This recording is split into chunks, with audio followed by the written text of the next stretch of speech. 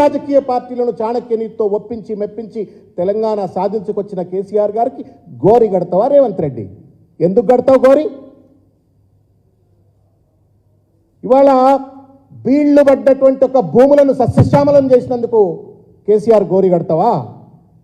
ఇంటింటికి తాగునీరు ఇస్తున్నందుకు కేసీఆర్ గారికి గోరి గడతావా? ప్రపంచంలోనే అతిపెద్ద కాళేశ్వరం లాంటి ప్రాజెక్టు కట్టి ఇవాళ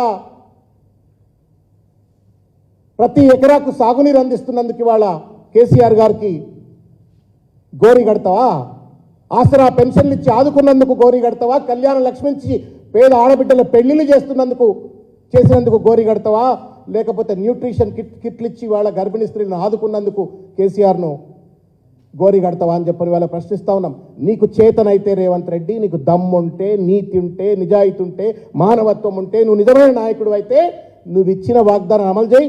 కేసీఆర్ గారి కంటే మంచి పరిపాలన చేసి చూపెట్టు. You have every right and every freedom to do so and authority also today to do so. నీకు నిజంగానే నైతికత ఉంటే మంచిగా పరిపాలించి, ఇంకా మంచిగా పరిపాలించు, no problem, we welcome it. కానీ ఇష్టం వచ్చినట్టు మాట్లాడుతుంటే మాత్రం నీ నాలుక తెగగోస్తారు తెలంగాణ సమాజం అనే విషయాన్ని దయచేసి గుర్తుపెట్టుకోవాలని చెప్పి నేను తెలియజేస్తా ఉన్నాను. మిత్రులారా, నేను ఇవాళ కరెంటు కట్టొద్దని కేటీఆర్ గారు అంటే పొడుచుకొస్తా ఉంది మీ కురశాలు.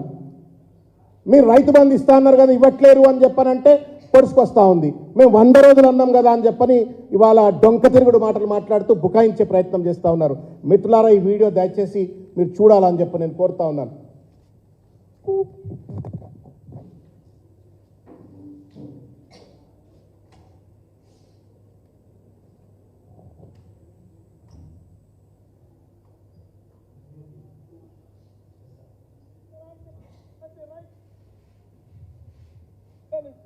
పండుగ ముందలు ఇస్తుండు.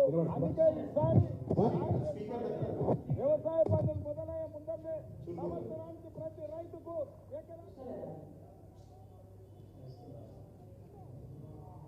ప్రతి రైతును ఆదుకునే బాధ్యత కాంగ్రెస్ పార్టీ తీసుకుంటుంది. వ్యవసాయ పనులు మొదలయ్యే ముందరే సంవత్సరానికి ప్రతి రైతుకు ఎకరాకు 15,000 రూపాయలు రైతు భరోసా పథకం కింద ప్రతి రైతును ఆదుకునే బాధ్యత కాంగ్రెస్ పార్టీ తీసుకుంటుంది. ఇదొక వీడియో. కేటీఆర్ గారు ఏమంటారు, కరెంటు బిల్లు కట్టొద్దని. మేము చేసిన అప్పీల్ ఏంది, 100 days అన్ని ఫుల్ఫిల్ చేస్తాం. మేము అనుకున్నాం కరెంటు కూడా ఎమ్మడే చేద్దాం అనుకున్నాం, కానీ తప్పకుండా మేము చెప్పిన 100 రోజుల్లోపు ఉచిత కరెంటు 200 యూనిట్ల వరకు ఇవ్వడం జరుగుతుందని చెప్పి మీ ద్వారా ప్రెస్ ద్వారా విజ్ఞప్తి చేస్తూ, ప్రెస్ ద్వారా ప్రజలకు విజ్ఞప్తి చేస్తూ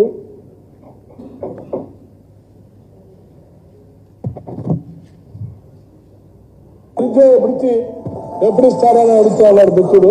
నేను నిరుద్యోగ వృత్తి 6 గ్యారెంటీల్లో కానీ నేను దీంట్లో కానీ మేము చెప్పలేము. बेरोजगार युवाओं के लिए हर महीने 4,000 रुपए बेरोजगारी भत्ता हम कह रहे हैं देंगे.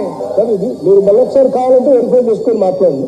बेरोजगार युवाओं के लिए हर महीने 4,000 रुपए बेरोजगारी भत्ता हम कह रहे हैं देंगे. నేను నిరుద్యోగ వృత్తి 6 గ్యారెంటీల్లో కానీ నేను దీంట్లో కానీ మేము చెప్పలేము. నేను నిరుద్యోగ ఇవాళ రుణమాఫీ చేసిన వాళ్ళందరినీ నేను విజ్ఞప్తి చేస్తున్నా. ఎంబడే బ్యాంకు పోయి 2 లక్షలు తెచ్చుకోండి. డిసెంబర్ 9 నాడు నేను రాగానే మాఫీ చేస్తా. ఇవాళ చంద్రశేఖరరావు ఏమనుకుంటున్నా అంటే రుణమాఫీ చేసిన ఓట్లు నాకు పడతాయని. నేనేం చెప్తున్నా అంటే రుణమాఫీ అయిన వాళ్ళందరూ ఎంబడే పోయి మళ్ళీ 2 లక్షల రుణం తెచ్చుకోరి. డిసెంబర్ 9 నాడు నేను అవి మాఫీ చేస్తా. కాబట్టి రైతులందరికీ నేను విజ్ఞప్తి చేస్తున్నా. ఇప్పుడు పెన్షన్ తీసుకుంటే 2,000 వస్తుంది, కానీ 1 నెల వాయిదా పడ్డదంటే వచ్చే నెల మేము 4,000 ఇస్తాం. మా అక్కలకు మా పెద్దమ్మలందరికీ నేను చెప్తున్నా, వచ్చే నెల నుంచి ఇంటికి కరెంటు బిల్లు కట్టాల్సిన పని లేదు. మీ కరెంటు బిల్లు కాంగ్రెస్ పార్టీ కట్టదు. 1 రూపాయి కూడా కరెంటుకి మీకు కట్టాల్సిన పనే లేదు. టీవీ పెట్టుకోవచ్చు, ఫ్యాన్ వేసుకోవచ్చు, మంచిగా బాజాబ్తా కరెంటు బిల్లు లేకుండా మీరు గృహలక్ష్మి పథకం కింద మీకు కరెంటు బిల్లు వస్తుంది. ఇప్పుడు తీసుకుంటే 10,000 వస్తుంది రైతు బంధు. కాంగ్రెస్ అధికారంలోకి వస్తే 15,000 వస్తాయి. ఇవాళ రుణమాఫీ చేసిన వాళ్ళందరికీ నేను విజ్ఞప్తి చేస్తున్నా. ఎంబడే బ్యాంకు పోయి 2 లక్షలు తెచ్చుకోండి. డిసెంబర్ 9 నాడు నేను రాగానే మాఫీ చేస్తా. నేనేం చెప్తున్నా అంటే రుణమాఫీ అయిన వాళ్ళందరూ ఎంబడే పోయి మళ్ళీ 2 లక్షల రుణం తెచ్చుకోరి. డిసెంబర్ 9 నాడు నేను అవి మాఫీ చేస్తా. కాబట్టి రైతులందరికీ నేను విజ్ఞప్తి చేస్తున్నా, ఎంబడే పోయి బ్యాంకు పోయి లోన్లు తెచ్చుకోరి. వచ్చిన వెంబడే నేను రుణమాఫీ చేస్తా.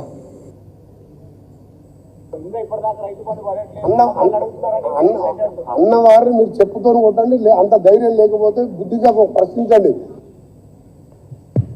నేను తెలంగాణ ప్రజలందరికీ, మీడియా మిత్రులందరికీ కూడా నేను హృదయపూర్వకంగా విజ్ఞప్తి చేస్తూ, ఈ మాటలు లఫంగి మాటలు కావా చెప్పండి, ఈ మాటలు బట్టబాగి మాటలు కావా చెప్పండి, బట్టమీది మాటలు కావా చెప్పండి. 2000 డిసెంబర్ 9వ తారీఖుకి వెళ్ళి మేము రైతు బంధు అమలు చేస్తామన్నారు. డిసెంబర్ 9వ తారీఖుకి వెళ్ళి ఉన్న రుణమాఫీ అయిపోయినట్టయితే కొత్త లోన్ తెచ్చుకోండి, మేము డిసెంబర్ 9 రాగానే నేను కొత్త రుణమాఫీ చేస్తా అని చెప్పిండ్రు. డిసెంబర్ 9 వరకు మీరు కరెంటు బిల్లులు కట్టకండి అని చెప్పని కూడా మాటలు చెప్పిండ్రు. ఇన్ని పెన్షన్లు 4000 రూపాయలు ఇస్తా అని చెప్పిండ్రు. ఈ మాటలు చెప్పింది ఇదేమి మార్ఫ్డ్ వీడియోస్ కాదు, లేకపోతే బీఆర్ఎస్ పార్టీ సృష్టించిన వీడియోలు కావు. ఇవి ఎన్నికల ప్రచార సందర్భంలో కోమటిరెడ్డి వెంకటరెడ్డి కావచ్చు, లేకపోతే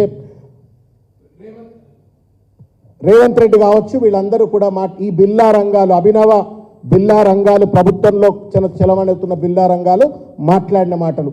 వీటిని కేటీఆర్ గారు గుర్తు చేసినా, బీఆర్ఎస్ పార్టీ గుర్తు చేస్తేనేమో బిల్లా రంగాలని చెప్పని ఎదురుదాడి చేస్తూ ఇవాళ ప్రజలను తప్పుదోవ పట్టించేటువంటి ఒక ప్రయత్నం చేస్తూ ఉన్నారు. కేసీఆర్ గారి పైన ఇష్టం వచ్చినట్టు మాట్లాడే ప్రయత్నం చేస్తూ ఉన్నారు. అడ్డదిడ్డంగా కేసీఆర్ గారిని తిట్టి, అడ్డదిడ్డంగా బీఆర్ఎస్ పార్టీ పైన తూలనాడే భాష వాడి ఇవాళ ప్రజల యొక్క ఆలోచనను, వాళ్ళు చేసిన వాగ్దానాల నుండి డిఫ్లెక్ట్ చేసేటువంటి ఒక ప్రయత్నము, దారి మళ్లించేటువంటి ఒక చిల్లర ప్రయత్నం చేస్తూ ఉన్నారు. దీన్ని తెలంగాణ సమాజం దయచేసి గుర్తుపెట్టుకోవాలని చెప్తా ఉన్నాను. అరే నాయనా, మీకు చేతనైతే వాగ్దానాలు అమలు చేయండి, చేత కాకపోతే చంపలేసుకొని మా వల్ల కావట్లేదు, మేము నిజంగానే డిసెంబర్ 9 నాడు వరకు కరెంటు బిల్లులు కడతామని చెప్పినాము, రైతు బంధు ఇస్తామని చెప్పినాము, రైతు రుణమాఫీ చేస్తామని చెప్పినాము, 4000 రూపాయల పెన్షన్ ఇస్తామని చెప్పినాము, అన్ఎంప్లాయ్మెంట్ అలవెన్స్ ఇస్తామని చెప్పినాము, కానీ మేము రకరకాల కారణాల చేత మేము అమలు చేయలేకపోతున్నామని చెప్పని చంపలేసుకొని ప్రజలకు క్షమార్పణ చెప్పండి. కానీ అడిగినటువంటి ఒక బీఆర్ఎస్ పార్టీ పైన ఇష్టం వచ్చినట్టు దాడి చేస్తే మాత్రం తస్మాత్ జాగ్రత్త, అంకుశం లెక్క మీ ఎంబడి పడతాం. మీరు చేసినటువంటి ఒక వాగ్దానాలు తప్పనిసరిగా ప్రజల ముందు ఎండగడతాం, ఎత్తి చూపుతాం, అమలు చేసేంత వరకు నీ ఎంబడి పడతామని చెప్పని ఈ సందర్భంగా నేను తెలియజేస్తా ఉన్నాను. అది మా బాధ్యత. ప్రజలు ప్రతిపక్ష హోదా ఇచ్చింది, దానికైనటువంటి ఒక కనీస రాజ్యాంగ ప్రజాస్వామ్య స్ఫూర్తి రేవంత్ రెడ్డి తెచ్చుకోవాలని చెప్పని ఈరోజు కోరుతా ఉన్నాను. ఇకపోతే తెలంగాణ సమాజం అర్థం చేసుకోవాల్సిన ఒక ముఖ్యమైనటువంటి ఒక విషయం ఏంటంటే, ఇవాళ రేవంత్ రెడ్డి కాంగ్రెస్ ఇవాళ బీజేపీతో తెలంగాణలో ఏ రకంగా కుమ్మక్కైంది అనేటువంటి ఒక విషయాన్ని ఒకసారి లోతుగా అర్థం చేసుకోవాలని చెప్పి నేను కోరుతా ఉన్నాను. రేవంత్ రెడ్డి గారు ముఖ్యమంత్రి హోదాలో నరేంద్ర మోడీ గారిని కలిసిన